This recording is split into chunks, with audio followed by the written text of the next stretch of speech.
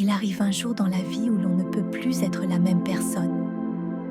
Un jour où l'on se réveille, où l'on se regarde dans le miroir et où l'on ressent quelque chose d'inexplicable, mais dont on sait qu'il est là. Une sensation sourde, presque imperceptible, impossible à ignorer. C'est comme si notre âme murmurait « Ça y est, on n'en parle à personne ». On ne sait même pas comment le décrire. Ce n'est pas de la tristesse, ce n'est pas de la colère, ce n'est pas de l'angoisse. C'est le vide. Un vide qui surgit la nuit, quand le monde se tait. Un vide que l'on ressent dans la poitrine, qui pèse sur les épaules, qui remplit l'esprit de questions auxquelles on refuse d'affronter. Vide parce que l'on a grandi, mais que la vie n'a pas évolué avec nous. Vide parce que nos habitudes ne nous ressemblent plus. Vide parce que l'on vit une histoire que l'on n'a peut-être jamais choisie. On essaie de se distraire. On se dit que tout va bien. Vous essayez de maintenir le rythme automatique que vous suivez depuis des années. Vous vous levez, vous travaillez, vous accomplissez vos tâches, vous souriez. Mais à un moment donné de la journée, cette petite voix revient. Une voix discrète mais insistante. Une voix qui dit « Tu ne peux pas continuer comme ça ». Et vous avez beau essayer, vous ne parvenez pas à la faire taire, car elle ne vient pas de votre esprit. Elle vient de votre âme. Elle vient de cette part de vous qui sait que vous méritez mieux, que vous êtes capable de plus, que vous ne correspondez plus à l'ancienne version de vous-même. Cette voix ne vous critique pas. Elle vous éveille. La routine, aussi confortable soit-elle, vous pèse. Elle pèse plus lourd qu'un échec. Elle pèse plus lourd qu'un cœur brisé. La routine confortable est une prison silencieuse. C'est la corde invisible qui vous retient à une vie qui ne vous comble pas. Tandis que vous essayez de vous convaincre que, au moins, c'est stable. Mais au fond de vous, vous savez que cette stabilité vous coûte trop cher. Si vous écoutez ceci, c'est que quelque chose de très important s'est déjà éveillé. Une partie de vous s'est éveillée. Ce n'est pas un hasard si vous êtes ici. Ce n'est pas un hasard si vous avez cherché cette vidéo.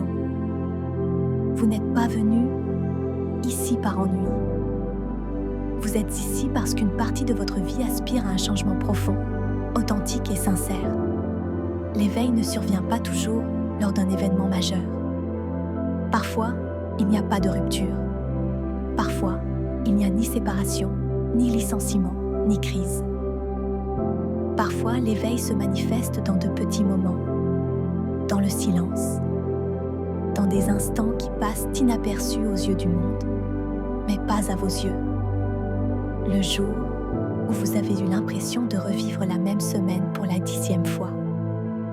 Le jour où vous avez regardé votre vie de l'extérieur et vous êtes demandé « C'est tout ?» Le jour où vous avez réalisé que vous aviez des rêves que vous repoussiez depuis des années.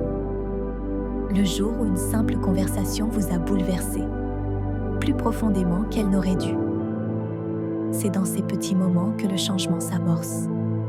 Ils sont la graine. Ils sont le premier appel. Si vous le pouvez, respirez profondément en m'écoutant et pensez à une seule chose dans votre vie qui ne vous correspond plus. Une seule. Pensez à cette habitude, cette relation, cette peur, cette limitation, cette chose dont vous voulez vous libérer depuis si longtemps. Visualisez ce que serait votre vie si vous vous en libériez. Ce que ce serait de vous réveiller demain sans ce poids. Cette vidéo n'est pas un simple discours de motivation. Vous n'êtes pas là pour vous divertir. Vous êtes là parce qu'au fond de vous, quelque chose aspire à la transformation. Vous allez entendre des vérités parfois blessantes, des pensées libératrices, des mots qui éveillent, et des outils capables de changer votre vie si vous décidez de les utiliser. Nous allons parler de l'esprit qui vous sabote, du passé qui vous retient, de la douleur qui vous a transformé, de vos relations, des habitudes qui vous soutiennent ou vous détruisent, et à propos de l'identité que vous devez construire pour devenir la personne que vous aspirez vraiment à être. Ceci est un voyage vers vous-même, un voyage vers votre version la plus authentique, la plus cohérente, la plus forte. Non pas vers une vie parfaite, mais vers une vie authentique. La vie ne change pas par chance. La vie change par choix. Et aujourd'hui, même si vous ne le saviez peut-être pas en vous réveillant ce matin, vous êtes sur le point d'en faire un. Bienvenue dans ce voyage. L'heure de l'éveil est arrivée. Chapitre 1. L'éveil. L'éveil ne survient pas dans le calme. Il ne survient pas lorsque tout semble stable et sûr. Il survient lorsque l'âme se lasse d'attendre. Lorsque la vie que vous menez ne correspond plus à qui vous êtes, ni à qui vous pouvez devenir. L'éveil est ce moment où, sans tragédie, sans drame, sans événement spectaculaire, vous sentez simplement que quelque chose ne va plus. Certaines personnes passent des années, voire des décennies, sans le ressentir. Car l'éveil ne crie pas, il murmure. Mais lorsqu'on commence à l'entendre, quelque chose en soi change à jamais. C'est comme réaliser soudain qu'on a vécu la moitié de sa vie en pilote automatique, en faisant ce qu'on attendait de nous, ce qui était rassurant, mais jamais ce que l'on désirait vraiment. L'éveil commence par de petits signes, des signes si subtils que, si l'on n'y prête pas attention, on les ignore. Un jour, on se réveille et on se sent lourd. Non pas physiquement, mais émotionnellement. Les mêmes choses qu'hier nous épuisent davantage aujourd'hui. Les mêmes vieilles conversations ne nous comblent plus. Les objectifs qui vous motivaient autrefois vous semblent désormais vides. Les gens qui vous entourent ne vous font plus vous sentir chez vous. Tout est pareil, mais vous avez changé. Se réveiller soulève des questions dérangeantes, des questions qu'on n'a pas toujours envie de se poser. Est-ce que je vis comme je le souhaite ou comme je le devrais? Est-ce que je suis la personne que je veux être ou celle que les autres attendent de moi? Est-ce que je choisis ma vie ou est-ce que je la subis simplement? Est-ce que ce que j'ai me rend vraiment heureux? Ces questions ne surgissent pas les jours parfaits. Elles surgissent quand la routine ne vous soutient plus, quand vous ressentez un mélange d'agitation, d'épuisement et de lucidité, quand vous ne pouvez plus masquer la vérité par des distractions, quand l'idée de rester le même vous effraie plus que l'idée du changement. Se réveiller n'est pas beau, ce n'est pas confortable, ce n'est pas romantique, c'est inconfortable, chaotique, déroutant. C'est perdre le goût des choses qu'on aimait autrefois. C'est se regarder dans le miroir et ne pas se reconnaître. C'est avoir l'impression d'être tiraillé entre deux versions de soi-même. La personne que l'on a été pendant des années et celle que l'on est sur le point de devenir. C'est avoir le sentiment que l'ancienne voie ne fonctionne plus, mais que la nouvelle n'est pas encore arrivée. L'éveil s'accompagne aussi d'un sentiment de deuil. Le deuil de qui l'on était. Le deuil des rêves que l'on ne souhaite plus. Le deuil des relations qui ne nous correspondent plus. Le deuil des habitudes qui nous ont accompagnés pendant des années et qui sont maintenant comme des chaînes. Avant, on pensait que changer signifiait ajouter de nouvelles choses. Puis on découvre que changer signifie lâcher prise. Et lâcher prise fait mal. Mais l'éveil apporte aussi la clarté. Une clarté calme et profonde qui surgit soudainement, à des moments inattendus. Cette clarté qui nous fait dire « Je ne peux plus continuer à vivre comme ça ». Cette clarté qui nous montre le prix de l'inaction. Cette clarté qui nous pousse à remettre en question chaque aspect de notre vie. Notre travail, nos relations, notre identité, nos rêves, nos limites. Et peut-être n'avez-vous pas toutes les réponses. Personne ne les a au début. L'éveil ne vous indique pas le chemin. Il vous montre seulement qu'il faut avancer. Il vous ouvre les yeux, mais ne vous donne pas la carte. Il vous montre la blessure, mais ne vous offre pas le remède. La quête commence ici. L'éveil révèle aussi une force insoupçonnée. Une force née de la lassitude, de l'épuisement, du désir d'une vie meilleure. Une force intérieure, non pas impulsive, mais profonde. Il ne s'agit pas de « je veux changer demain », mais de « je ne veux plus vivre ainsi », pas un seul jour de plus. L'éveil n'est pas un instant, c'est un processus. Il commence par une intuition, se développe avec une question, se fortifie avec une décision et se concrétise par l'action. Et même si l'on peut se sentir seul au début, ce n'est pas le cas. Des millions de personnes à travers le monde s'éveillent. Des personnes qui refusent une vie médiocre. Des personnes qui ne recherchent plus la validation, mais la cohérence. Des personnes qui ne veulent tout plus survivre, mais vivre pleinement.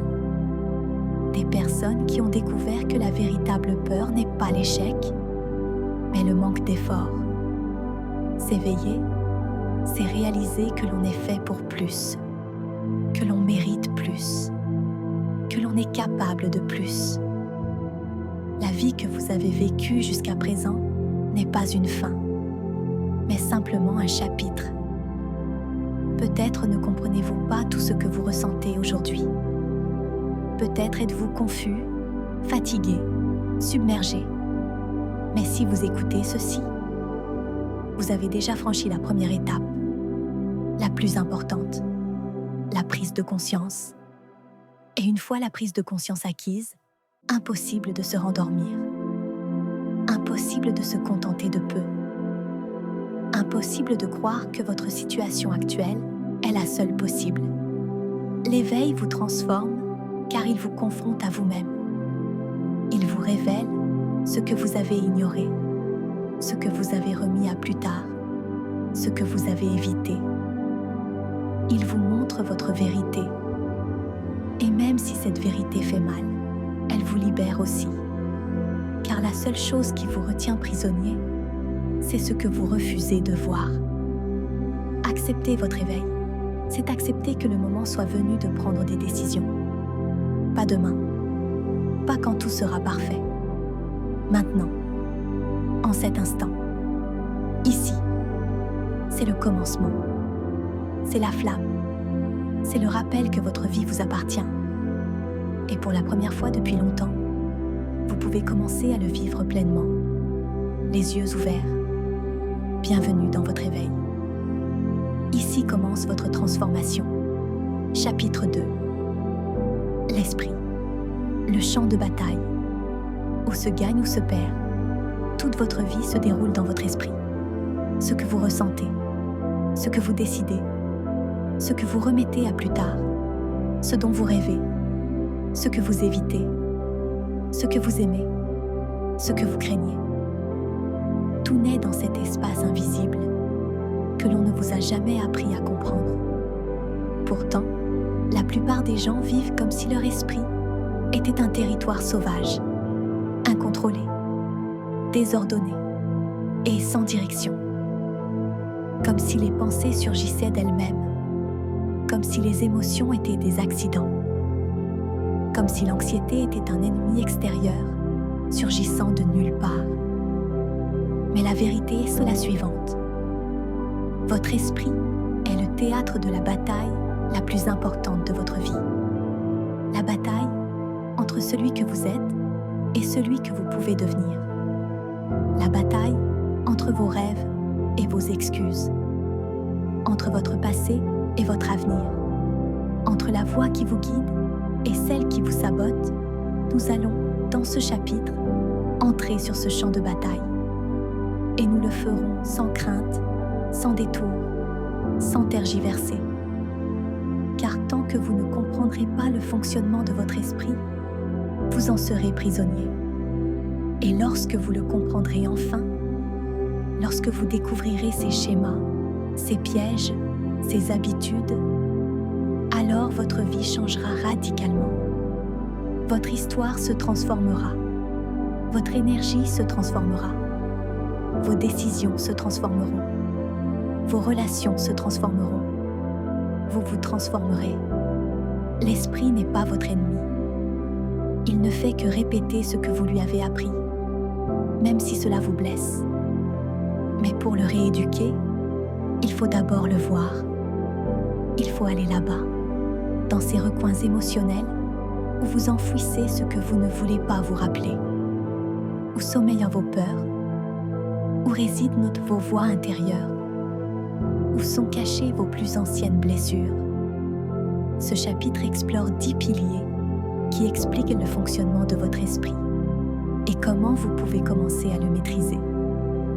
Le dialogue intérieur et son pouvoir destructeur ou créatif. L'esprit conditionné. Ce que vous avez appris sans vous en rendre compte. Les croyances qui vous limitent et régissent votre comportement. La peur comme langage mental et non comme ennemi. L'anxiété comme un excès d'anticipation du futur. La culpabilité comme un excès de traumatisme du passé. Le sabotage interne. Pourquoi vous vous arrêtez juste au moment d'avancer? Le pouvoir de la concentration. Votre attention. Votre ressource la plus précieuse. L'addiction aux drames émotionnels. Le récit personnel. L'histoire que vous vous racontez chaque jour.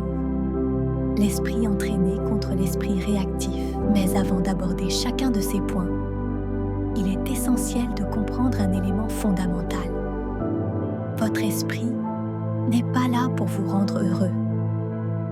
Il est là pour vous protéger, même si cela signifie vous maintenir dans une position insatisfaisante. C'est pourquoi il vous freine, vous remplit de doutes, vous ressasse les pires scénarios, vous fait croire que vous en êtes incapable. Non pas pour vous détruire, mais pour vous protéger. Le problème, c'est qu'il vous protège de ce dont vous n'avez plus besoin d'être protégé. Il vous protège du changement, de la croissance, du risque qui vous permettrait d'évoluer. Votre esprit craint l'inconnu. Et chaque rêve, chaque projet, chaque amélioration, chaque changement profond est inconnu. C'est pourquoi, lorsque vous voulez aller de l'avant, votre esprit déclenche des alarmes. C'est pourquoi il imagine des scénarios catastrophes. C'est pourquoi il exagère vos peurs. C'est pourquoi il vous remplit d'excuses. C'est pourquoi vous avez l'impression de ne pas être prêt. L'esprit craint de perdre ses repères, même si ces repères vous rendent malheureux. Ce chapitre vous apprendra à identifier ces signaux d'alarme et à les désactiver. Ainsi, vous cesserez de réagir comme un enfant apeuré dans un adulte épuisé. Ainsi, vous reprendrez le contrôle de votre dialogue intérieur. Ainsi, vous pourrez vous dire « Je sais que j'ai peur, mais je vais aller de l'avant malgré tout. » Imaginez un instant que votre esprit soit une maison où vous avez toujours vécu sans jamais en explorer les pièces. Vous passez de la cuisine au salon, du salon à la chambre, toujours par le même chemin. Mais aujourd'hui, pour la première fois, vous ouvrez une porte que vous n'avez jamais ouverte auparavant. Et là, vous découvrez de vieilles idées, des croyances héritées, des phrases qu'on vous a répétées enfant et qui, sans même que vous vous en rendiez compte, régissent encore votre comportement. Des phrases comme « Tu n'es pas à la hauteur »,« Tu ne devrais pas rêver si grand. La vie est dure. Tu ne mérites pas autant. Si tu montres de la vulnérabilité, ils te feront du mal. Tu n'y arriveras pas. Tu ne vaux rien. Et le plus étonnant, c'est que vous ne vous souvenez même plus du moment où vous avez accepté ces phrases comme des vérités. Vous ne vous souvenez ni de qui les a prononcées, ni quand, ni pourquoi. Pourtant, elles sont là, influençant vos décisions d'adulte, vos réactions, vos peurs, vos limites. Dans ce chapitre, nous allons éliminer ces phrases. Nous allons les déconstruire. Nous allons en créer de nouvelles. Car tant que vous ne changerez pas votre dialogue intérieur, votre vie extérieure restera la même. À partir de maintenant, nous développerons chaque point de ce chapitre en profondeur et en détail, afin que vous compreniez le fonctionnement de votre esprit et comment commencer à le maîtriser. Dialogue intérieur, la voix qui vous construit ou vous détruit. Votre dialogue intérieur est la conversation la plus constante de votre vie. C'est la voix que vous entendez au réveil, quand le doute vous assaille, quand la peur vous envahit, quand vous vous jugez, quand vous vous comparez aux autres, quand vous n'osez pas faire le premier pas. Cette voix ne se tait jamais. Elle ne s'arrête jamais. Et pourtant, presque personne ne la remet en question. Mais cette voix a plus de pouvoir que vous ne le pensez. C'est la voix qui détermine votre état émotionnel, votre confiance en vous, votre comportement, vos décisions et en fin de compte, votre destin. La façon dont vous vous parlez peut être la force qui vous propulse en avant ou celle qui vous retient. Et surtout, votre dialogue intérieur n'est pas objectif. Il ne vous dit pas la vérité. Il vous dit ce qu'il a appris à vous dire. Dès votre plus jeune âge, vous accumulez des phrases, des commentaires, des critiques, des railleries, des validations, des comparaisons. Et tous ces mots restent en vous, se mélangeant, formant une voix que vous finissez par croire être la vôtre. Mais bien souvent, cette voix n'est pas la vôtre. C'est la voix de ceux qui vous ont élevé, la voix des professeurs, des figures d'autorité, des expériences douloureuses, des blessures émotionnelles. C'est un mélange d'échos qui ne vous définissaient pas alors et ne vous définissent pas aujourd'hui. La question est, quelle voix entendez-vous vraiment chaque jour dans votre tête? Votre dialogue intérieur agit comme un narrateur qui vous accompagne en toutes circonstances. Mais il existe deux types de narrateurs. Celui qui vous accompagne pour vous aider à grandir et celui qui raconte votre vie comme si vous étiez voué à l'échec. Il y a des jours où cette voix vous dit « Vas-y, tu peux le faire, essaie, avance ». Et ce sont ces jours-là que vous vous sentez fort, motivé, capable. Mais il y a aussi les autres jours. Des jours où cette voix devient cruelle, excessive, dure envers vous. Des jours où elle vous dit « Et si tu échoues ? Tu n'es pas à la hauteur. Tu aurais dû accomplir davantage. Tu n'as pas les capacités. Personne ne te soutiendra. Il vaut mieux rester où tu es. Ne prends pas de risques. Il t'arrive toujours la même chose. C'est de ta faute. » Cette voix est si omniprésente que vous avez cessé de la remettre en question. Et c'est là le plus grand danger. Ce que vous entendez chaque jour, vous finissez par le croire. Peu importe si c'est faux. Peu importe si c'est exagéré. Peu importe si vos peurs vous manipulent. L'esprit répète ce qu'il sait et vous agissez en fonction de ce que vous entendez. Votre monologue intérieur peut transformer une petite erreur en catastrophe émotionnelle. Il peut transformer un doute normal en une raison de vous paralyser. Il peut transformer une remarque d'autrui en une blessure profonde.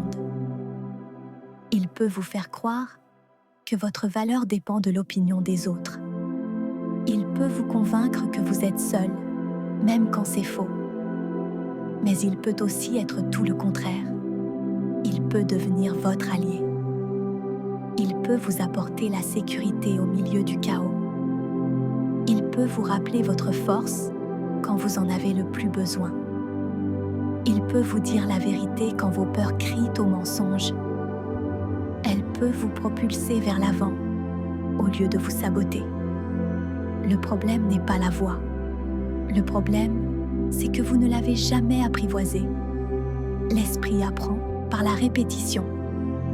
Si vous le nourrissez de critiques, il deviendra critique. Si vous le nourrissez de peur, il vivra dans la peur.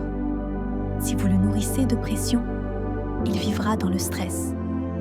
Si vous le nourrissez de culpabilité, il vivra dans la culpabilité. Mais si vous le nourrissez de conscience, alors, pour la première fois, vous commencerez à percevoir la différence entre votre voix authentique et la voix qui vous limite. Votre dialogue intérieur est comme un microphone. Si vous vous accrochez trop à une idée négative, elle l'amplifie jusqu'à ce qu'elle vous paraisse une vérité absolue. Si vous vous accrochez trop à une personne, son opinion devient plus importante que la vôtre. Si vous vous accrochez trop à une erreur, elle devient votre identité. Et voici le point essentiel. Votre voix intérieure parle constamment. Mais vous choisissez son volume.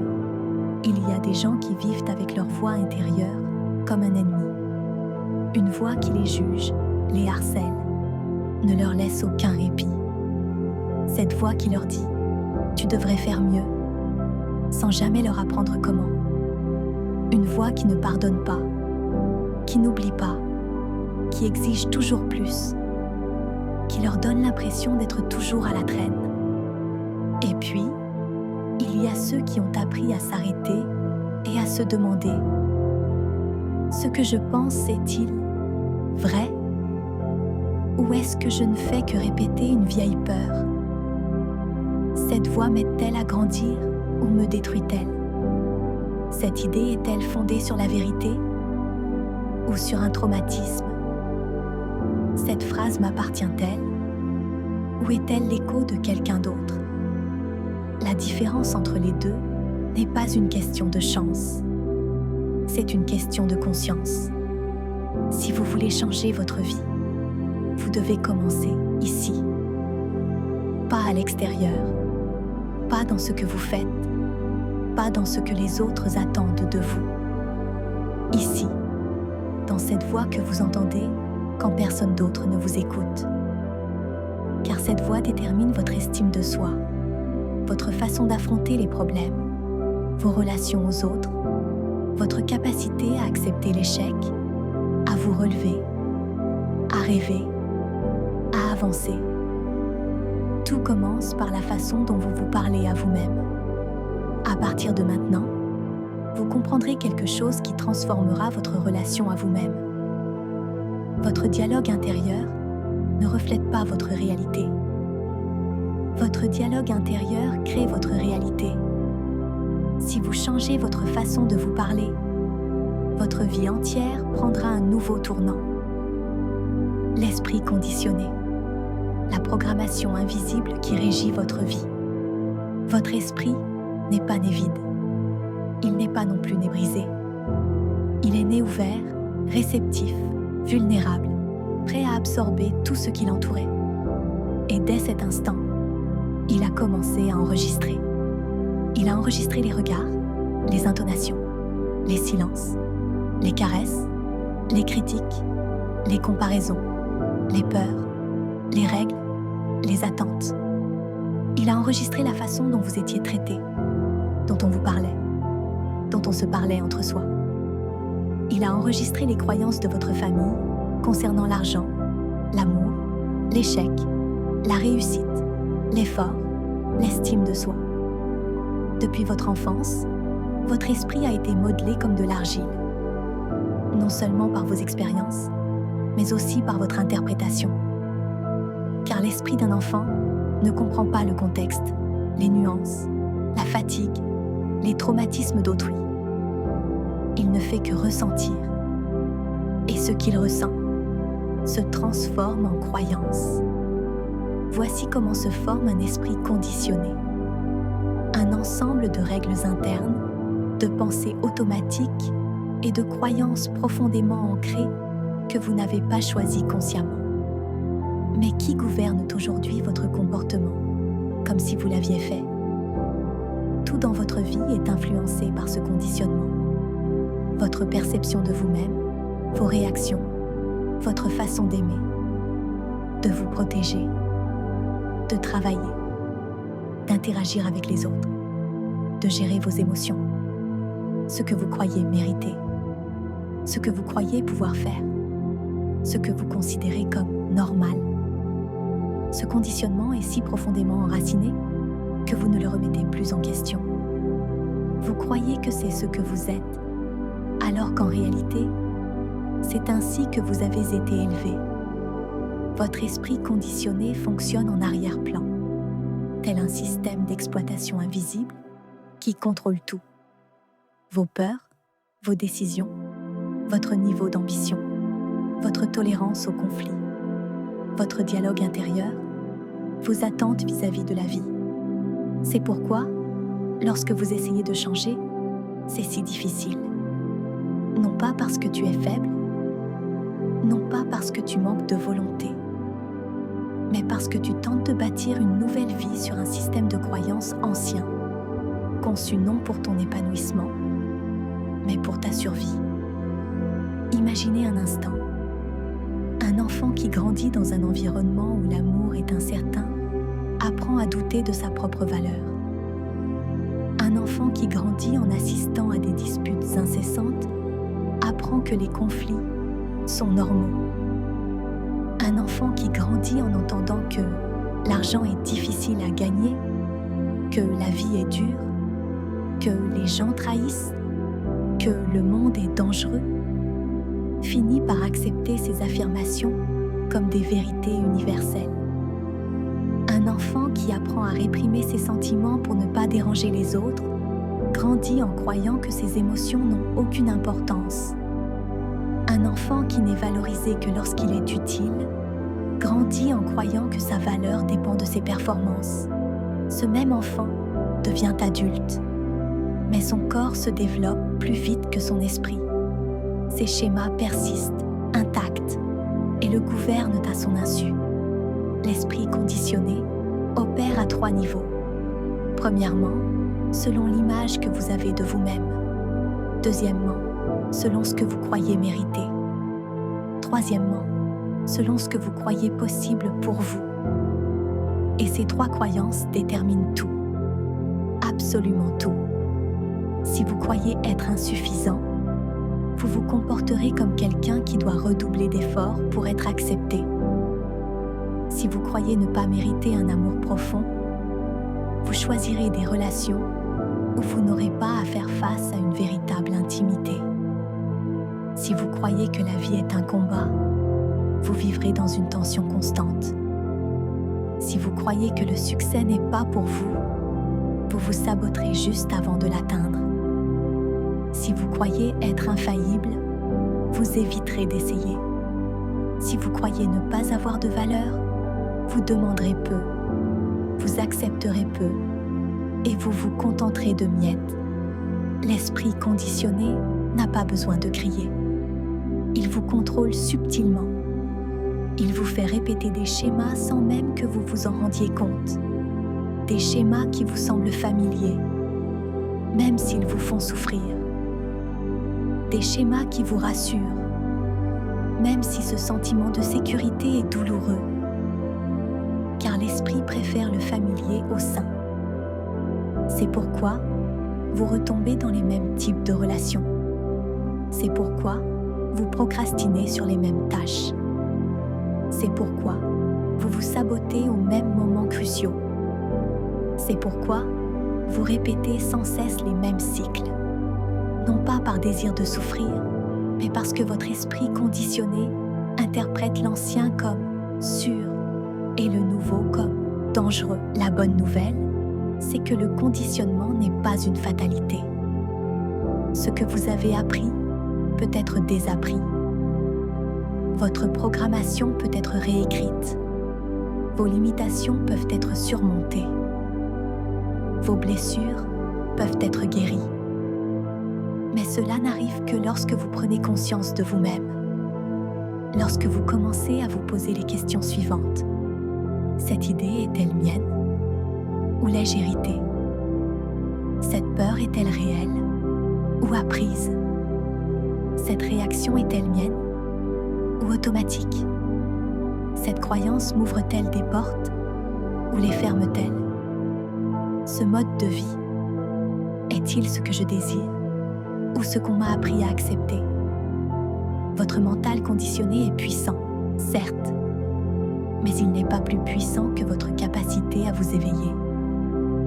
Lorsque vous modifiez votre programmation interne, votre monde extérieur change avec vous. Chapitre 2. Point 3. Désinstallez les croyances qui ont saboté toute votre vie.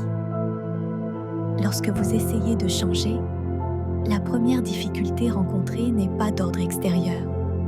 Ce n'est ni le travail, ni la famille, ni le temps. Le véritable obstacle, c'est ce système invisible d'idées que vous portez en vous depuis l'enfance. Des croyances que vous n'avez pas choisies, que vous n'avez jamais remises en question, et qui, sans que vous vous en rendiez compte, ont guidé chacune de vos décisions. À présent, nous allons creuser profondément. Ce n'est pas un exercice agréable, c'est un démantèlement. Un démantèlement de votre conditionnement interne. C'est affronter de front ce que vous avez toujours évité de voir. Et surtout, c'est une question de libération. Les 10 croyances qui sabotent le plus une personne et comment les briser.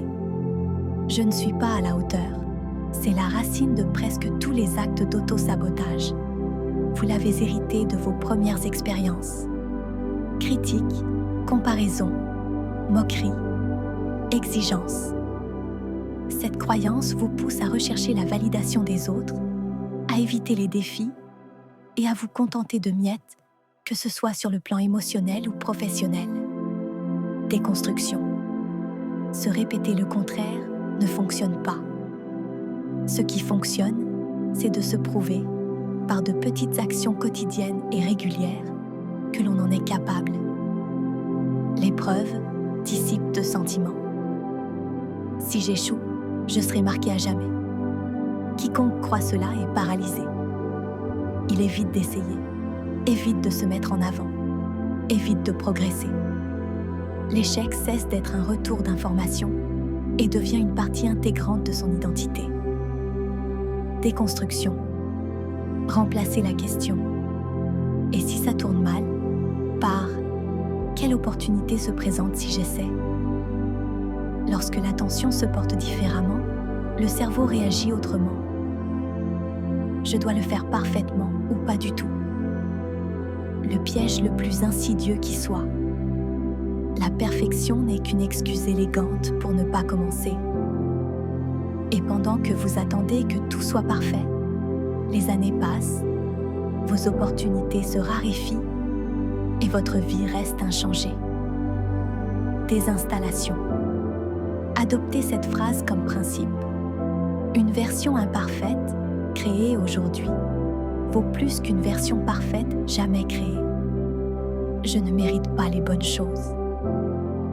Nombreux sont ceux qui ne le disent pas, mais qui le ressentent.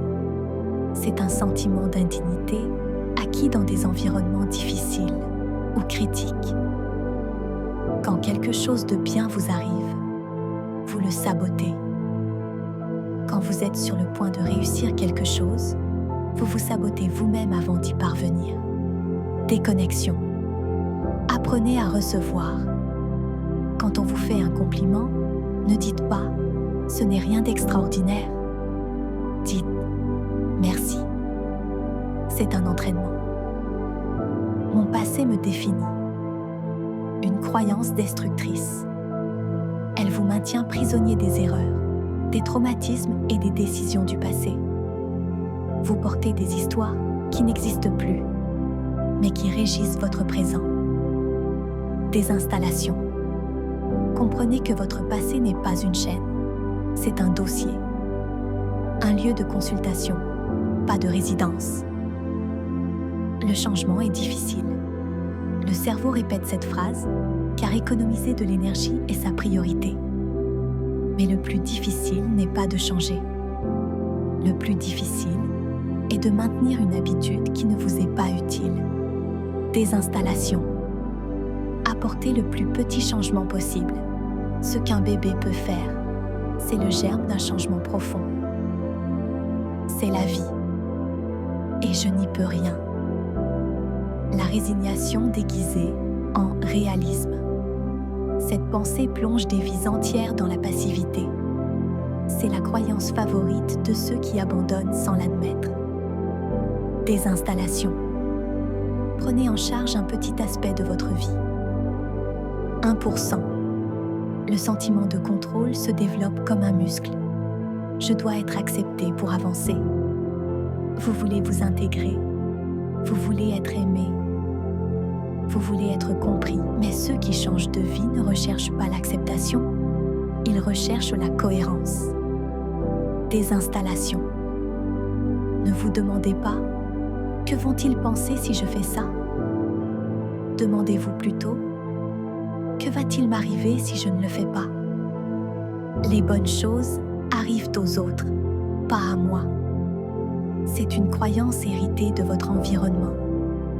Si vous avez grandi en connaissant la pénurie, le chaos ou les limitations, vous avez normalisé l'idée que la vie se résume à survivre.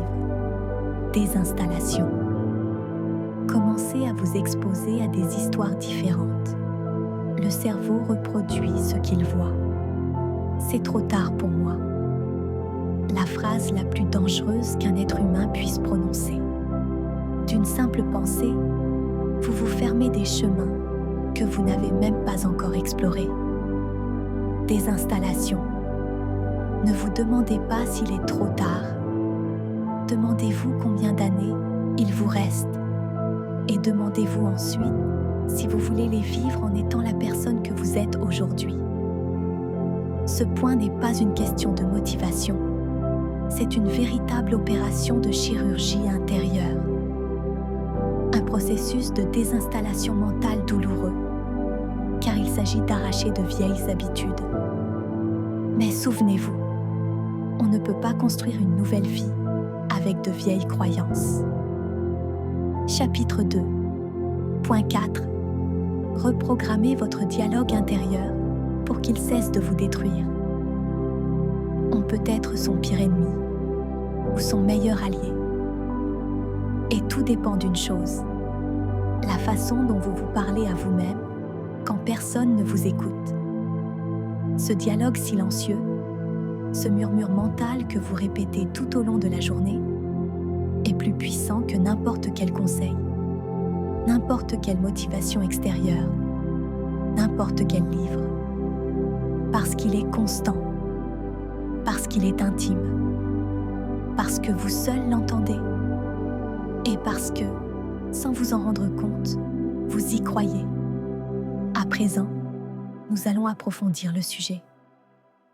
Nous allons démanteler ce dialogue intérieur qui vous maltraite, vous humilie, vous limite et vous sabote. Et nous allons en installer un nouveau qui, sans vous rendre excessivement positif, vous permettra d'avancer sans vous détruire. Cette partie de la vidéo peut durer entre 7 et 12 minutes, car elle est très complète. La voici, expliquée en détail. Les 5 niveaux du dialogue interne et comment reprogrammer chacun. Le niveau de l'insulte silencieuse, c'est lorsque vous commettez une petite erreur et que votre esprit réagit automatiquement. Quelle bêtise! Tu gâches toujours tout. Tu es un désastre. Tu es bon à rien. Personne ne vous a insulté. Vous vous êtes insulté vous-même. Cela crée des blessures invisibles qui, répétées des milliers de fois, façonnent votre identité. Le cerveau finit par croire que vous êtes vraiment ainsi. Reprogrammation. Stop. Littéralement. Stop. Quand votre esprit vous lance une insulte, demandez-vous: est-ce que je dirais ça à quelqu'un que j'aime? Si la réponse est non, vous n'avez pas besoin de vous le dire à vous-même. La peur déguisée en réalisme. Ici, votre dialogue intérieur ne vous insulte pas, mais il vous limite avec des phrases qui semblent sensées. Ne t'emballe pas, ça ne marchera probablement pas. Ne prends pas de risques, il vaut mieux rester où tu es. Ce n'est pas pour toi. Ça ne sert à rien d'essayer. Ces pensées ressemblent à des conseils, mais ce sont des chaînes. Reprogrammation. Parlez à partir de la plus petite possibilité. Je ne sais pas si ça marchera, mais je vais tenter une première étape. Une seule. Ce petit changement transforme votre rapport à la peur. Le niveau de comparaison constante. Vous ne dites pas « je suis nul », mais plutôt « elle peut le faire ». Il a du talent. D'autres progressent le plus vite. Le sous-texte est le même. Pas moi. Reprogrammation. Remplacez « il peut » par « s'il peut, je peux apprendre ». Ne vous comparez pas aux autres. Inspirez-vous des autres. Ne les considérez pas comme des menaces. Le niveau de discours anticipant les catastrophes. Votre esprit anticipe tous les scénarios possibles, mais seulement les mauvais. Je suis sûre que ça va mal se passer pour moi. Quelque chose va mal tourner. Tu verras, rien ne marchera. Je suis sûre qu'ils vont me rejeter. Ce type de discours crée une anxiété anticipatoire, vous épuise avant même que vous n'agissiez, et vous vide de votre énergie avant même que vous ne commenciez. Reprogrammation. Ne vous forcez pas à envisager le meilleur scénario. Adoptez une attitude neutre. Ça peut mal tourner, ça peut bien tourner. Mais dans tous les cas, je m'en sortirai. La neutralité est plus efficace qu'un optimisme forcé. Le niveau narratif du héros tragique. C'est lorsque vous vous racontez des histoires où vous êtes l'éternelle victime. Tout est un combat pour moi. Tout va de travers pour moi. Personne ne me soutient. Les 3 exercices de reprogrammation. Les plus puissants. Vous pouvez intégrer ces exercices à votre vidéo pour susciter l'engagement émotionnel, la participation et la mémorisation. L'exercice « Stop et remplacer ». C'est simple, mais ça change des vies. Chaque fois que votre esprit vous assaille, suivez cette séquence mentale. Arrêtez la pensée. Stop. Identifiez son origine. Peur, insécurité, traumatisme. Remplacez-la par une phrase fonctionnelle, pas forcément parfaite. Pas « je suis incroyable », mais plutôt « j'apprends ». Je peux m'améliorer. Cela ne me définit pas. L'exercice du miroir conscient. Il ne s'agit pas de répéter des affirmations vides de sens. Il s'agit de se regarder pendant 30 secondes et de répéter une seule phrase. « Je suis avec toi ». C'est ainsi que vous réparez votre relation avec vous-même, non pas par la motivation, mais par la présence.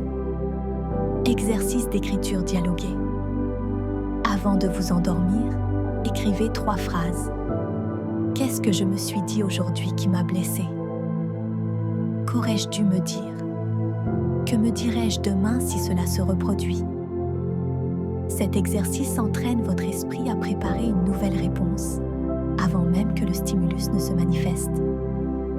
Votre dialogue intérieur peut être votre prison ou votre moteur. Il peut détruire votre identité ou la reconstruire. Il peut devenir un poison quotidien ou un guide précieux Et la vérité est simple. Votre vie change lorsque le dialogue que vous entretenez avec vous-même change. Chapitre 2.5. Rompez avec votre ancienne identité pour construire une version totalement nouvelle de vous-même. S'il y a un point qui peut changer une vie, c'est bien celui-ci. Car ici, il n'est pas question d'habitude, de motivation ou de productivité. Il est question d'identité. Et l'identité est essentielle. Elle est à la racine. Elle est à l'origine de tout ce que vous faites et de tout ce que vous autorisez. Vous pouvez changer vos habitudes, vos routines, vos objectifs.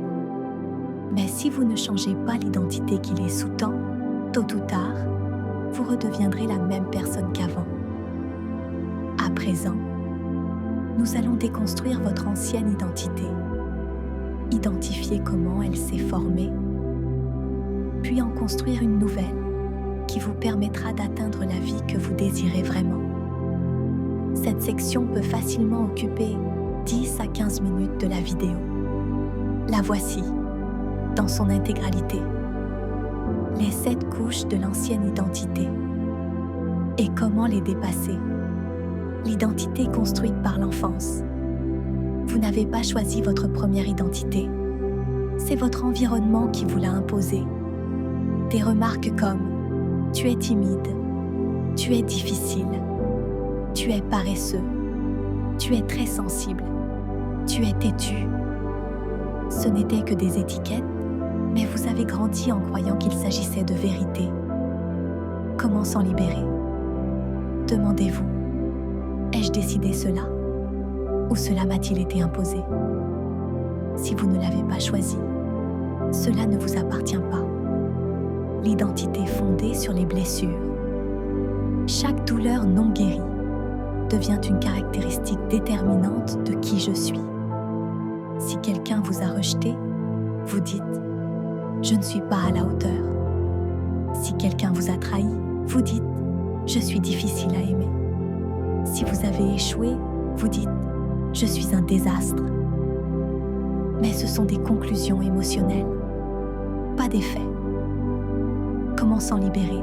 Remplacer « je suis » par « j'ai ressenti ». Ce n'est pas ce que vous êtes, vous l'avez vécu. Et ce que vous vivez ne définit pas qui vous êtes. L'identité construite sur les erreurs. On croit souvent que nos erreurs nous définissent. Puisque j'ai échoué, je suis devenu incapable. Puisque j'ai perdu, je suis mauvais. Puisque j'ai commis cette erreur, je ne vaux plus rien. Notre esprit intègre un épisode et le transforme en une partie intégrante de notre identité. Comment s'en libérer? Redéfinir le sens. Cette erreur ne définit pas qui je suis. Elle définit ce que j'étais en train d'apprendre. L'identité naît de la peur. Quand on a peur du rejet, de l'échec ou de ne pas être à la hauteur, on finit par adopter des identités défensives. Je ne suis pas sociable. Je ne suis pas doué pour ça. Ce n'est pas mon genre. Je suis incapable. Ce sont des mécanismes de défense, pas des vérités.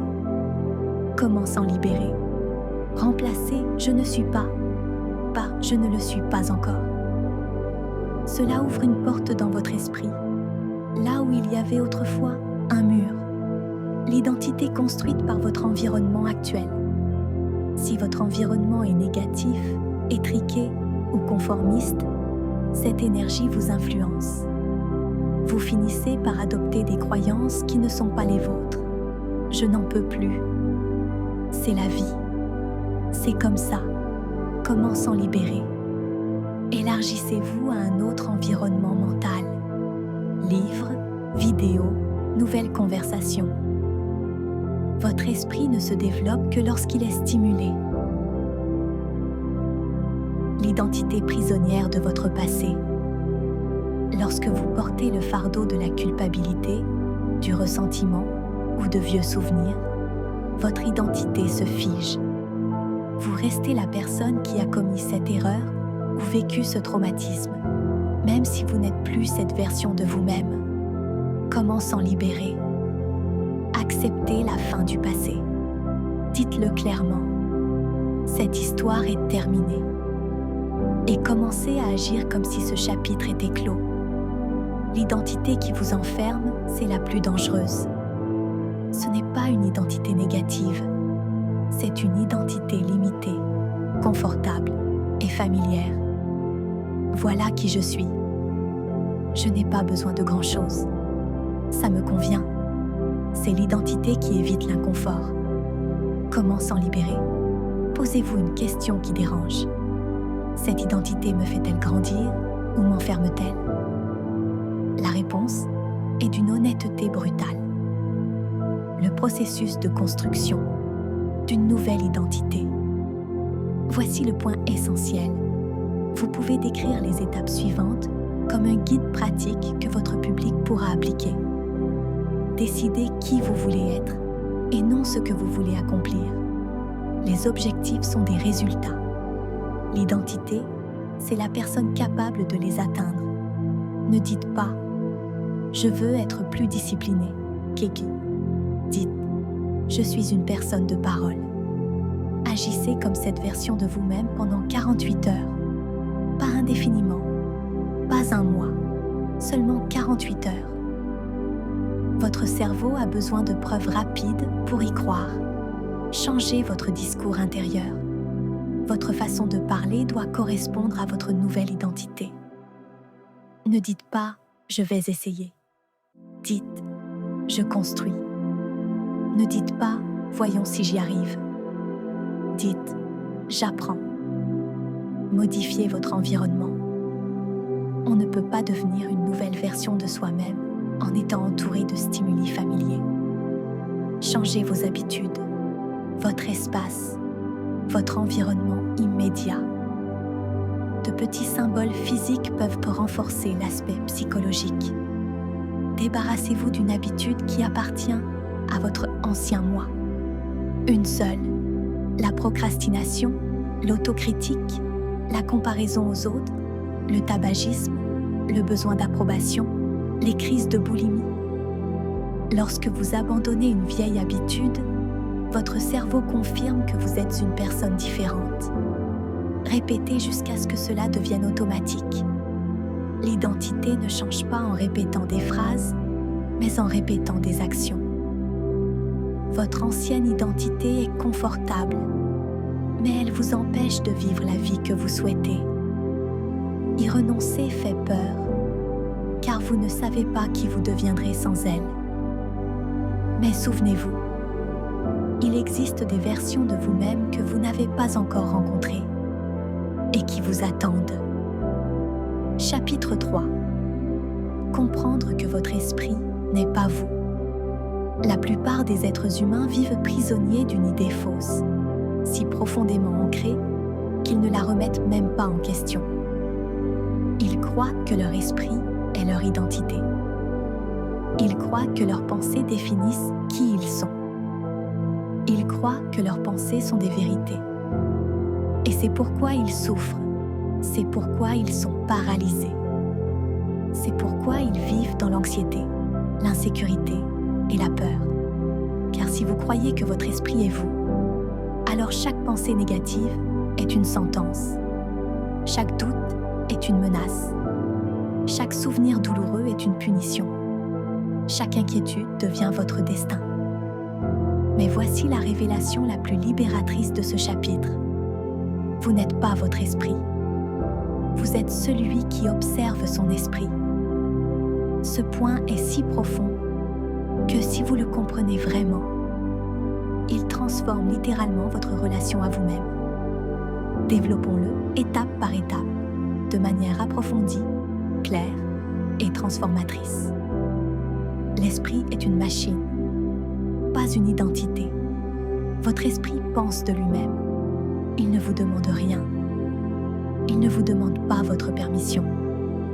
Il ne vous consulte pas. Il produit simplement des pensées, comme une usine. Il existe des pensées conscientes, certes, mais la plupart sont automatiques. Ce sont des réponses à des stimuli des souvenirs, des associations, des peurs, des expériences passées, des habitudes mentales que vous répétez depuis des années. L'esprit est conçu pour vous protéger, non pour vous rendre heureux. C'est pourquoi il imagine des dangers qui n'existent pas. C'est pourquoi il anticipe les problèmes. C'est pourquoi il exagère les peurs mineures. C'est pourquoi il projette des critiques que personne n'a formulées. C'est pourquoi il ravive des blessures qui ne sont plus là. C'est une machine à survivre. Mais vous n'êtes pas cette machine. Vous êtes la conscience qui l'observe, l'instant précis, que vous cessez d'être l'esclave de votre esprit. Il existe un instant clé, une seconde, une microseconde. Ce moment où vous réalisez ceci, je pense ceci, mais je ne suis pas cela. C'est une phrase simple, mais son effet est immense. Car lorsque vous la prononcez, la fusion se B, vous le percevez pour ce qu'il est réellement. Un événement mental et non un fait. Cette seconde de conscience est une pure liberté. C'est la première pierre d'un esprit maîtrisé. Les 5 types de pensées que votre esprit génère sans votre consentement. Cette analyse est particulièrement pertinente pour YouTube car elle surprend et captive le spectateur. Pensées intrusives. Ces pensées qui surgissent de nulle part et vous disent des choses que vous ne voulez pas entendre. Et si quelque chose tourne mal? Et s'il me rejette? Et si je me ridiculise? Vous ne les choisissez pas. Elles apparaissent, car votre esprit est programmé pour détecter les risques. Pensées héritées, croyances, phrases, étiquettes, peurs qui ne vous appartiennent pas, mais que vous avez adoptées de vos parents, de vos professeurs ou de votre environnement. C'est trop difficile. Ne vise pas si haut. Ne sois pas si susceptible. Tu n'y arriveras pas. Ces pensées ne t'appartiennent même pas. Pourtant, elles vivent dans ta tête. Pensées répétitives. La même idée recyclée 1000 fois. La même chose sous une forme différente. Ton esprit répète ces pensées parce qu'il cherche à contrôler. Chercher à contrôler est sa façon de réduire l'anxiété. Pensées émotionnelles. Quand tu es triste, tu as des pensées tristes. Quand tu as peur, tu as des pensées effrayantes. Quand tu es frustré, tu penses à l'échec. Ce n'est pas la réalité. C'est l'émotion qui s'exprime à travers ton esprit. Pensée conditionnée par le passé. Ton esprit utilise les expériences passées pour tout interpréter. Si quelqu'un t'a déjà déçu, ton esprit suppose que tout le monde le fera. Si quelque chose a mal tourné une fois, ton esprit le projette sur l'avenir. La plus grande erreur, croire que ce que vous pensez est vrai. Ici, vous pouvez parler lentement, en faisant des pauses, car c'est un moment crucial du texte. Votre esprit pourrait penser « Je ne suis pas à la hauteur ». Et vous le croyez. Il pourrait penser « Je suis sûr qu'ils vont me rejeter ». Et vous le croyez. Vous pourriez penser « Je n'y arriverai pas ». Et vous le croyez. Mais ce n'est pas parce que vous le pensez que c'est réel. Cela n'en fait qu'une pensée. Votre esprit produit des pensées. Vous décidez quoi en faire. Pourquoi est-il si important de savoir que vous n'êtes pas votre esprit? Parce que lorsque vous comprenez cela, quelque chose change radicalement. Vous ne vous identifiez plus à vos peurs. Vous ne vous définissez plus par vos doutes. Vous ne croyez plus à vos insécurités. Vous ne prenez plus de décisions sous le coup de la panique. Vous ne laissez plus des pensées fugaces vous abattre. Vous commencez à agir en pleine conscience et non plus selon vos conditionnements. Et c'est là que naît le véritable pouvoir personnel. L'observateur silencieux. Cet exercice a toujours un impact, car il est à la fois simple et profond. Dites au spectateur, fermez les yeux un instant. Écoutez ce que vous pensez en ce moment. Observez-le comme si vous regardiez un nuage passer. Ne le jugez pas, ne le forcez pas, ne le changez pas. Contemplez-le simplement. Et ajoutez ensuite, si vous pouvez observer votre pensée, cela signifie que vous n'êtes pas cette pensée. Ce moment change des vies. Votre esprit continuera de parler. Il continuera d'inventer des histoires. Il continuera de ressasser vos peurs. Il continuera de former des images. Il continuera de faire ressurgir des souvenirs. Mais quand vous comprenez que vous n'êtes pas ainsi, quand vous êtes capable de l'observer sans y obéir, alors, pour la première fois de votre vie, vous reprenez le contrôle. Vous êtes prêt à désactiver le pilote automatique, l'inconfort comme entraînement quotidien du caractère. L'inconfort n'est pas une sensation passagère à éviter. C'est la salle de sport intérieure où se forge le caractère. À ce stade, l'objectif est que le spectateur comprenne que chaque expérience inconfortable de sa vie a un but caché. Le rendre plus résilient, plus concentré et plus capable de mener la vie qu'il désire. Imaginez un instant comment votre vie a changé chaque fois que vous avez affronté une situation que vous redoutiez. Pas une situation extrême, mais de petites choses. Cette conversation délicate que vous avez repoussée pendant des semaines, cette démarche administrative que vous avez évitée, ce message que vous ne vouliez pas lire, cette décision que vous saviez devoir prendre, mais que vous avez reportée. Que s'est-il passé quand vous avez enfin osé? Quelque chose de très simple s'est produit. Votre esprit s'est ouvert. Vous avez réalisé que vous en étiez capable, que le drame que vous aviez imaginé était plus important que la réalité.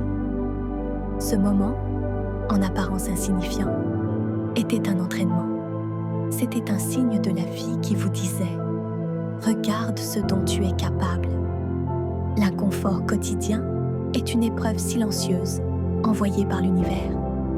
Il vous dit « Si vous ne pouvez pas gérer un peu de pression maintenant, comment gérerez-vous ce que vous prétendez vouloir? Vous voulez plus d'argent? Ce chemin implique plus de responsabilités, plus de décisions, plus de pression. Vous voulez une meilleure relation? Cela suppose une communication parfois difficile, de la vulnérabilité et la reconnaissance de ses erreurs. Vous voulez devenir une meilleure version de vous-même? Cela implique de rompre avec les habitudes qui vous procurent un plaisir immédiat et de les remplacer par d'autres qui vous apporteront une stabilité à long terme. Ce n'est pas de la magie. Ce n'est pas de l'énergie cosmique. C'est de la physiologie, de la psychologie et de la pratique. Le corps humain évolue avec la stimulation. Sans stimulation, pas de croissance. C'est ainsi que fonctionnent les muscles. C'est ainsi que fonctionne le cerveau. C'est ainsi que fonctionne la vie émotionnelle. Le problème, c'est que nous avons été conditionnés à fuir tout ce qui fait mal. Nous voulons une gratification instantanée. Un minimum d'inconfort, un maximum de distraction. Je suis anxieux. Je préfère regarder une vidéo. J'ai peur de parler. Je préfère me taire. J'ai quelque chose d'important à faire. Je préfère consulter mon téléphone. Le malaise est devenu un petit monstre intérieur que l'on évite à tout prix. Et en l'évitant, on ne fait que l'amplifier. Le malaise refoulé ne disparaît pas. Il se transforme en frustration, en colère, en sentiment d'être bloqué. Mais le malaise affronté, ressenti, vécu pleinement, se métamorphose en confiance. Car chaque fois que l'on s'attarde un peu plus longtemps dans un moment inconfortable, on se dit « Je peux gérer ça. Je peux faire plus. je peux aller de l'avant. Ce « je peux » est le fondement de la véritable estime de soi. Pas l'estime de soi superficielle, pas l'estime de soi vaine, la vraie estime de soi, celle qui naît des actions, du fait de se prouver à soi-même ses capacités. Chaque jour offre des micro-occasions de forger son caractère. Quand le réveil sonne et que le corps réclame 5 minutes de plus, c'est là que l'entraînement commence. Quand vous devez envoyer un courriel difficile, c'est là que le problème persiste. Quand vous devez dire non, malgré la peur du jugement, c'est là qu'il se renforce. Quand vous devez choisir entre plaisir immédiat et progrès, c'est là que vous prenez la décision qui façonne votre destin.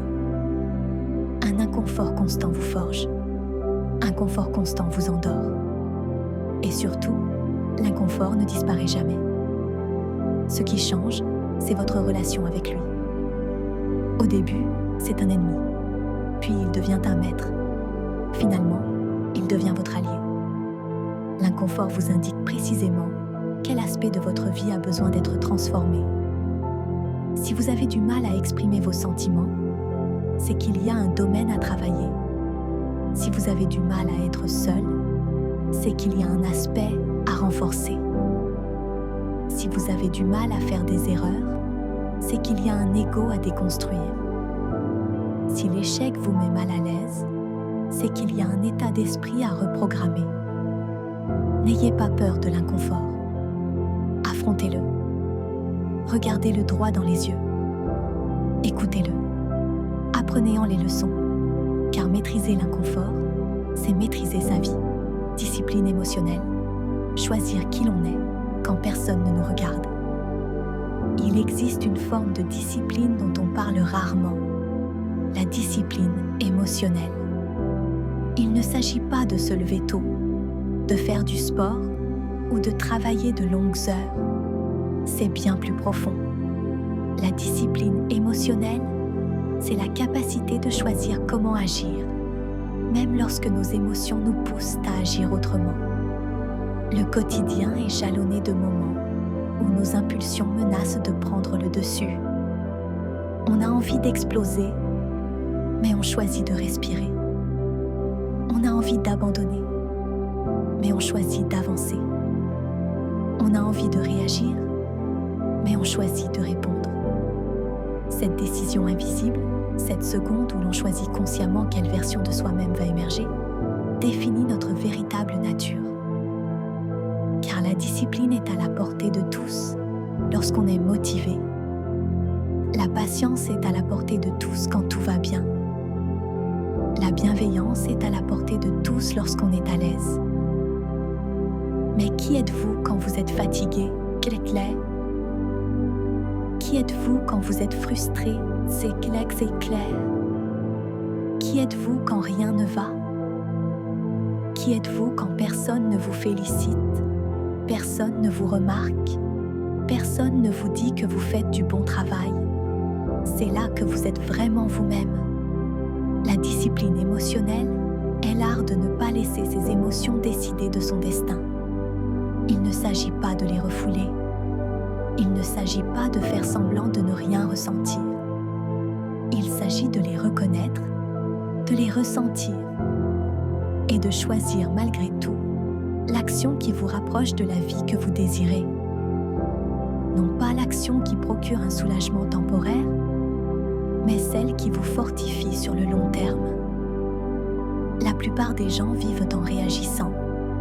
On les ignore et ils s'effondrent. On les critique et ils se mettent en colère. On les pousse à bout et ils perdent leur sang-froid. Ils sont conditionnés par des stimuli extérieurs, comme des marionnettes manipulées par leurs propres émotions. Et ils pensent que c'est normal. Mais ce n'est pas normal. C'est simplement confortable.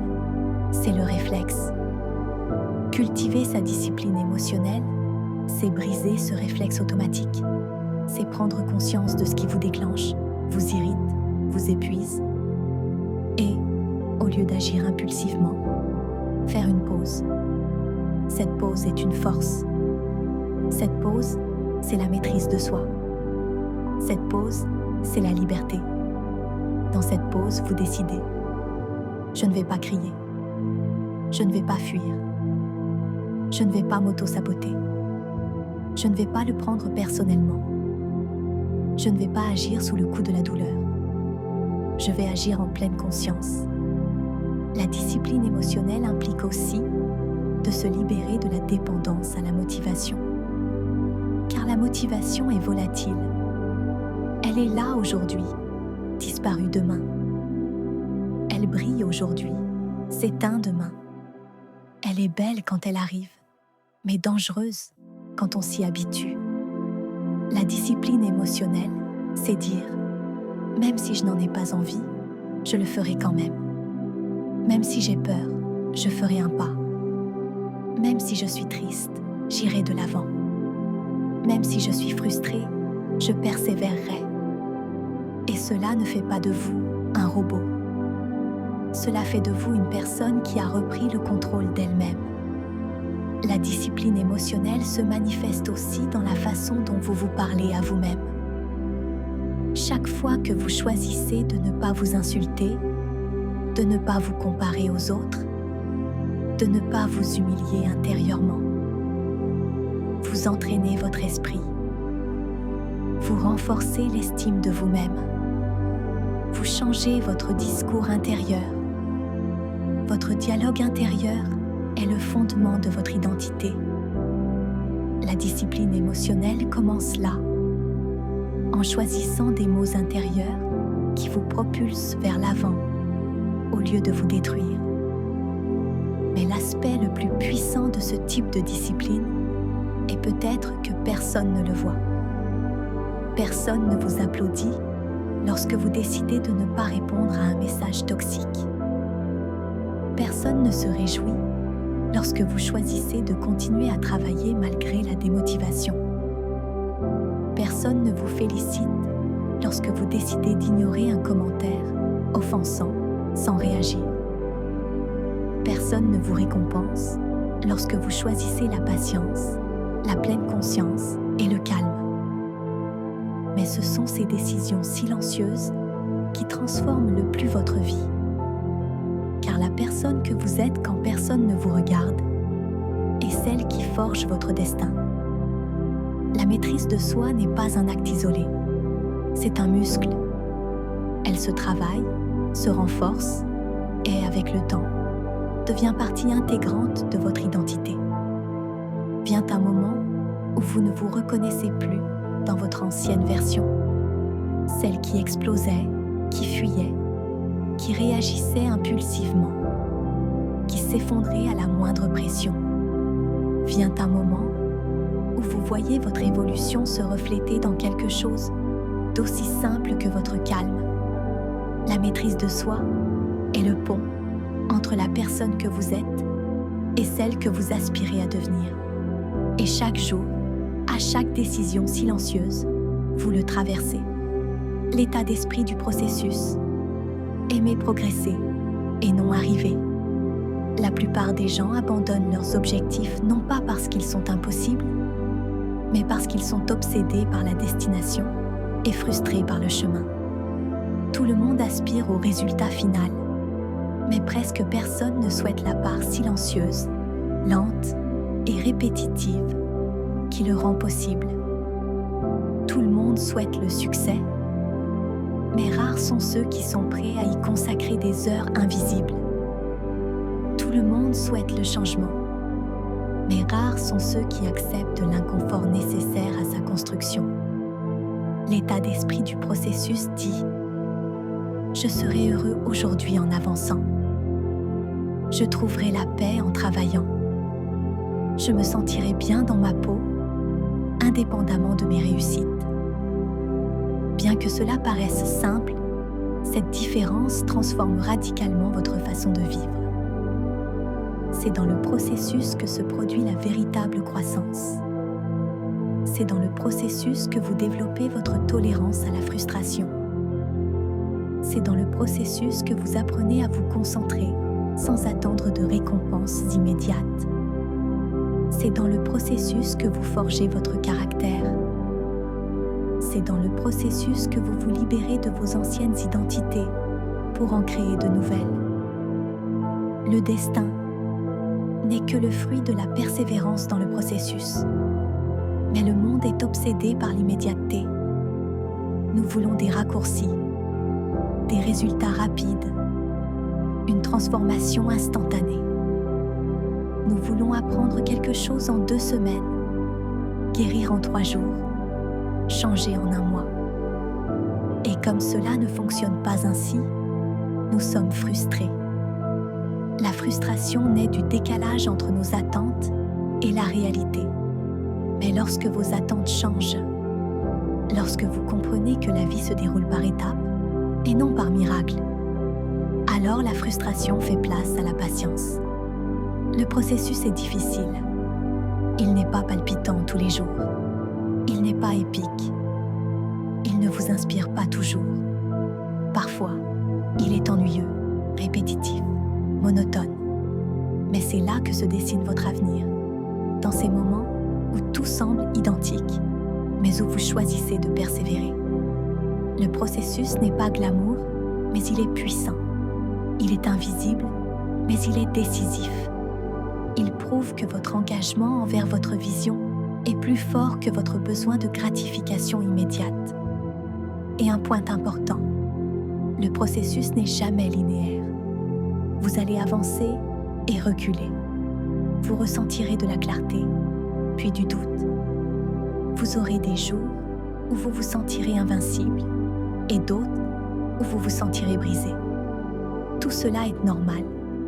Ce n'est pas le signe que vous échouez, c'est le signe que vous êtes vivant, que vous évoluez. Vous brisez des schémas ancrés en vous depuis des années. Vous construisez une nouvelle façon d'être au monde. Lorsque vous vous épanouissez dans ce processus, vous apprenez à apprécier chaque jour, même les plus difficiles. Ces jours deviennent des étapes du voyage et non des obstacles. Vous ne pensez plus « c'est difficile, je dois faire quelque chose de mal ». Vous pensez « c'est difficile, cela signifie que je progresse ». Tout change. Ce processus vous enseigne aussi la patience. Dans un monde qui nous pousse à aller vite, la patience est une forme de résistance. C'est la capacité d'attendre sans abandonner. C'est la confiance de savoir que quelque chose se construit, même si vous ne le voyez pas encore. Un arbre ne pousse pas plus vite parce que vous êtes stressé. L'anxiété n'a jamais accéléré les résultats. Mais la patience, associée à une action constante, si. Lorsque vous vous épanouissez dans ce processus, la vie cesse d'être une course et devient un voyage. Vous ne ressentez plus la pression d'arriver à destination. Vous commencez à éprouver de la gratitude pour chaque pas en avant. Vous cessez de comparer votre progression à celle des autres. Vous commencez à valoriser votre propre rythme. Vous cessez de vous culpabiliser de ne pas être là où vous devriez être. Vous commencez à apprécier où vous en êtes, car chaque pas que vous faites, aussi petit soit-il, compte. Chaque jour où vous choisissez d'avancer, votre identité se renforce. À chaque nouvel essai, vous évoluez un peu plus. Et vient un moment où vous réalisez quelque chose d'incroyable. La destination n'est plus le plus important. Ce qui compte, c'est la personne que vous devenez en vous en approchant. Voilà le vrai succès. Non pas arriver premier, mais avancer. Devenir un peu plus vous-même chaque jour. L'identité silencieuse, comment vos petites actions créent la personne que vous serez demain. Il existe une vérité que presque personne ne veut accepter. Vous n'êtes pas vos rêves, vos intentions, ni votre désir de changer. Vous êtes ce que vous faites de manière répétée, même lorsque personne ne vous regarde.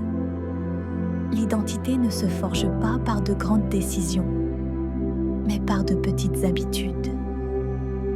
Elle ne se forge pas par des moments extraordinaires, mais par ce que vous faites chaque jour en silence, presque automatiquement. sans applaudissements, sans reconnaissance.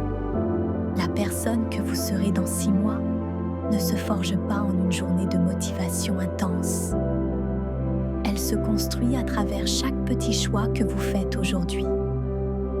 Elle se construit lorsque vous décidez de vous lever au premier son de votre réveil. Elle se construit lorsque vous décidez de lire plutôt que de vous distraire. Elle se construit lorsque vous choisissez de manger quelque chose de nourrissant plutôt que quelque chose qui apaise une envie. Elle se construit lorsque vous choisissez de persévérer malgré la fatigue. Elle se construit lorsque vous décidez de dire la vérité, même si c'est difficile. Elle se construit lorsque vous choisissez de ne pas réagir sous le coup de la souffrance. Votre identité se forge dans le silence. Et le plus puissant dans ce silence, c'est que personne ne le célèbre. Personne ne l'applaudit. Et pourtant, votre vie change. L'esprit humain s'est programmé pour rechercher l'immédiat. Plaisir immédiat, résultat immédiat, soulagement immédiat. C'est pourquoi nous avons tant de mal à maintenir des efforts qui ne semblent pas porter leurs fruits sur le moment. Le cerveau aspire à la gratification, mais l'identité aspire à la constance. Le cerveau aspire à se sentir bien, tandis que l'identité recherche la justesse. L'identité se construit aussi insidieusement lorsqu'on choisit d'éliminer ce qui nous sabote. Chaque fois qu'on se dit « Rien que pour aujourd'hui, je ne ferai pas cette chose qui me détruit », on façonne une nouvelle version de soi-même. Chaque fois qu'on tient une promesse, même petite, on réécrit son histoire. Chaque fois qu'on fixe une limite et qu'on s'y tient, on réaffirme sa valeur. Chaque fois qu'on se choisit, notre identité s'épanouit. Un détail peut changer des vies. Nos habitudes ne se contentent pas de produire des résultats. Elles racontent une histoire sur nous-mêmes. Si l'on se dit toujours « je commencerai demain », on finit par se percevoir comme quelqu'un qui ne va pas jusqu'au bout. Si l'on évite systématiquement les difficultés, on finit par se percevoir comme quelqu'un qui fuit. Si l'on recherche toujours le confort, on finit par se percevoir comme quelqu'un qui abandonne facilement. Mais si vous choisissez de faire ce qui est juste, même un petit geste, votre esprit commence à vous percevoir différemment, comme une personne disciplinée, même les jours difficiles, comme une personne qui a confiance en elle, comme une personne qui va au bout de ses projets, comme une personne qui se respecte suffisamment pour ne pas se trahir. Et quand votre esprit croit en vous, tout change. Vous n'avez plus besoin de vous convaincre avec des phrases motivantes, car vos actions parlent d'elles-mêmes. Votre cerveau commence à vous dire « Oui, tu peux le faire. Tu l'as déjà fait. Continue. » Cette conviction intérieure est plus puissante que n'importe quel livre, n'importe quelle vidéo, n'importe quel discours. Car il ne s'agit pas d'inspiration, il s'agit d'identité. L'identité silencieuse se forge lentement, jour après jour, et profondément. Elle n'est pas visible de l'extérieur, mais elle se ressent de l'intérieur. C'est ce moment où vous réagissez avec maturité, sans réfléchir. C'est ce jour où vous réalisez que vous n'avez plus besoin de validation. C'est cet instant précis où vous constatez que votre maîtrise de soi s'est développée. C'est cette nouvelle pensée qui vous dit « Je ne suis plus la même personne ». L'identité ne se découvre pas, elle se construit. Et chaque jour, à chaque choix, petit ou grand, vous posez une brique dans l'édifice de votre avenir. Ne sous-estimez pas les petites décisions. Ne négligez pas les habitudes qui semblent insignifiantes. Ne vous moquez pas de vos progrès, même lents. C'est là que se forge votre caractère, votre force et votre destin. Aujourd'hui, en décidant quoi faire, comment agir, quoi penser et à quoi vous accrocher. Vous façonnez la personne que vous serez pour le reste de votre vie. Faites-en une personne qui en vaut la peine. Le pouvoir de l'introspection. Se poser les questions qui transforment votre destin. La plupart des gens ne changent pas parce qu'ils ne se posent jamais de questions. Ils vivent en pilote automatique, réagissant aux événements sans jamais s'interroger sur leur motivation, leurs sentiments ou leur enfermement dans les mêmes schémas. Mais la vie se transforme lorsqu'on commence à se poser des questions dérangeantes, honnêtes et profondes. Non pas des questions qui appellent une réponse immédiate, mais des questions qui révèlent des vérités longtemps ignorées. La qualité de votre vie dépend de la qualité des questions que vous vous posez. Les questions superficielles engendrent des vies superficielles. Les questions profondes façonnent des vies profondes. Lorsque vous avez le courage de vous regarder en face, sans filtre, sans excuses, sans histoires inventées, votre réalité commence à se transformer. L'introspection est une lumière qui éclaire les failles de vos décisions quotidiennes.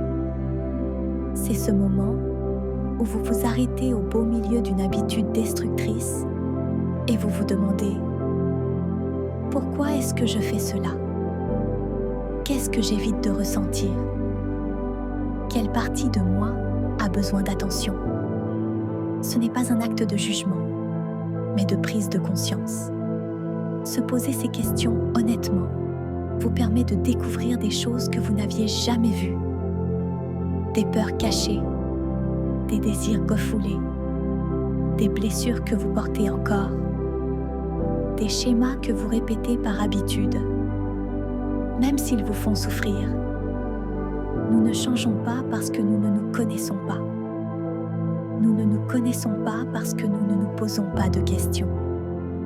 L'introspection révèle aussi les mensonges que vous vous racontez.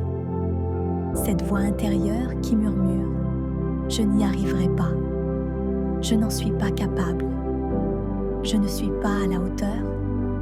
Je ne sais pas comment faire. » Toutes ces phrases s'effondrent lorsqu'on les affronte de front. Car on commence à comprendre qu'il ne s'agissait pas de vérité, mais de boucliers. D'élégantes excuses déguisées en limitations personnelles. En vous posant des questions profondes, vous brisez le charme de votre ancien moi. Vous cessez de vivre à cause de vos blessures et commencez à vivre en pleine conscience. Des questions comme « Ce que je désire est-il vraiment ce que je désire ? Ou est-ce quelque chose qu'on m'a appris ? Est-ce que je vis ma vie ? Ou est-ce que je réponds à des attentes ? Ce que je fais chaque jour me rapproche-t-il ou m'éloigne-t-il de la personne que je souhaite devenir ? Qu'est-ce que je gagne à rester où je suis ? De quoi ai-je peur de perdre si je change ? Quelle version de moi prend les décisions ? La version blessée ou la version consciente ? Ces questions n'apportent pas toujours de réponse immédiate. Parfois, elles font mal. Parfois, elles déroutent.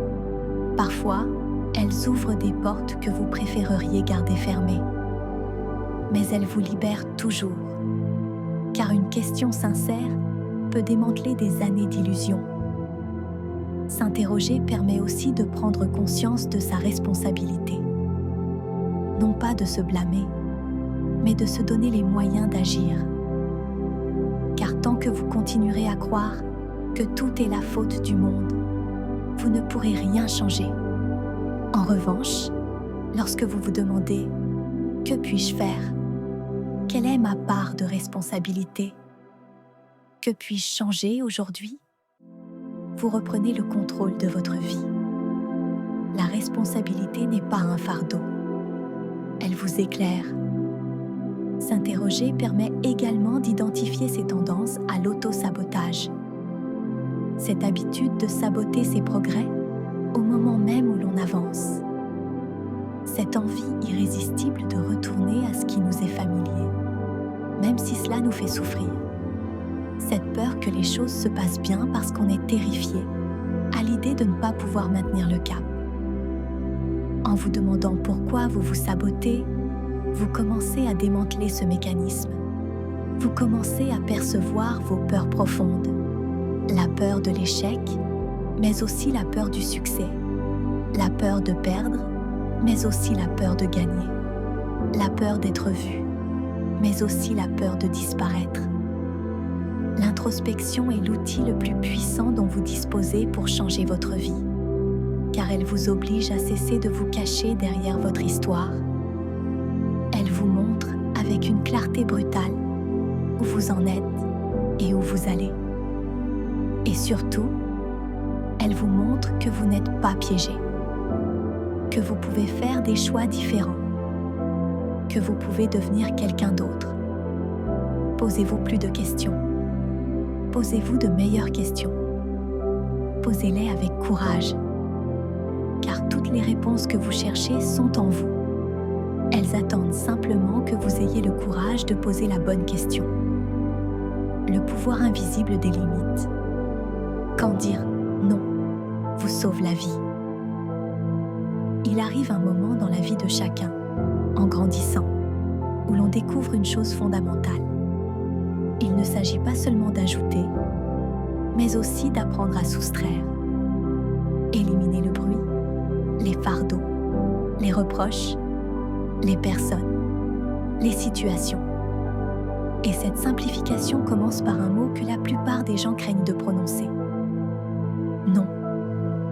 Dire non est l'un des actes d'amour-propre les plus puissants, mais aussi l'un des plus difficiles. Car on nous a appris à plaire, à céder, à être sage, à ne pas déranger, à ne pas mettre les autres mal à l'aise. Nous avons grandi en croyant que poser des limites est égoïste, alors qu'en réalité, ne pas en poser est un acte d'abandon de soi. Les limites sont une affirmation intérieure. Voici qui je suis. Voici qui je ne suis pas. Voici ce que j'accepte. Voici ce que je n'accepte pas. Ceci me protège, ceci me détruit. Sans limite, n'importe qui peut entrer, rester et vous blesser. Avec des limites, votre vie devient un espace sacré, où seul ce qui vous nourrit, vous respecte et vous honore peut entrer. La force d'une limite ne réside pas dans la dureté, mais dans la clarté. Inutile de crier, de se disputer ou de se justifier. Une véritable limite naît de votre identité, non de vos émotions. Ce n'est pas une réaction impulsive, c'est une décision consciente. Elle ne se fonde pas sur ce que vous ressentez aujourd'hui, mais sur ce dont vous savez avoir toujours besoin. Dire non vous épargne des vies qui ne vous correspondent pas.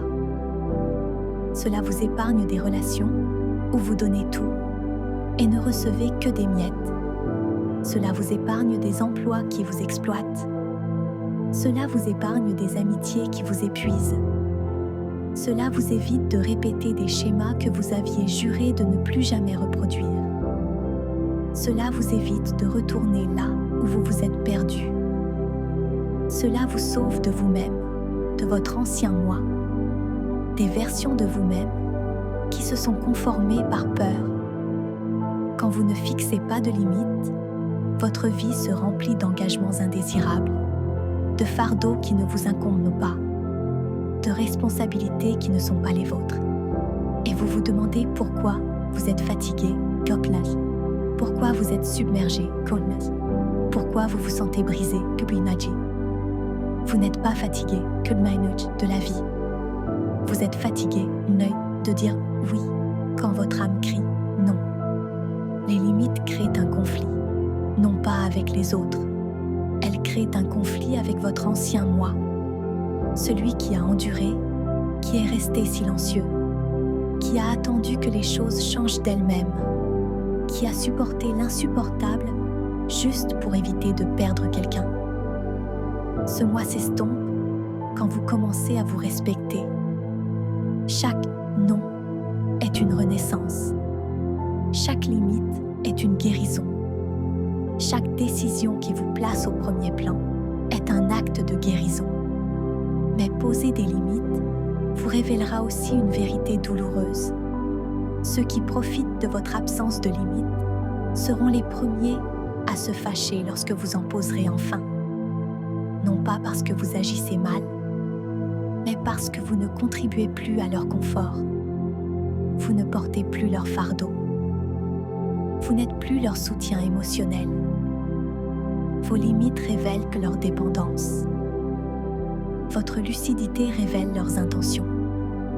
Votre amour-propre révèle leur égoïsme. Et c'est normal. Tout le monde n'est pas censé suivre votre chemin. Certains chapitres doivent se clore pour que vous puissiez avancer sans porter ce poids. La limite la plus difficile à poser est celle que l'on se fixe à soi-même.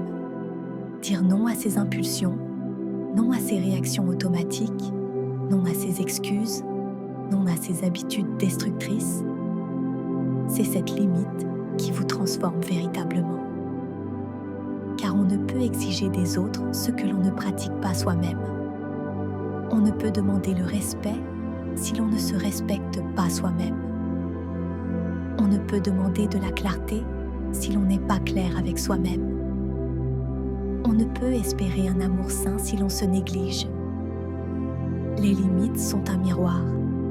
Elles reflètent l'estime que l'on se porte. Ce ne sont pas des murs qui enferment votre vie, mais des filtres qui la protègent. Elles n'éloignent pas les bonnes personnes, mais les mauvaises. Apprendre à dire non sereinement transforme votre vie. La qualité de vos relations change.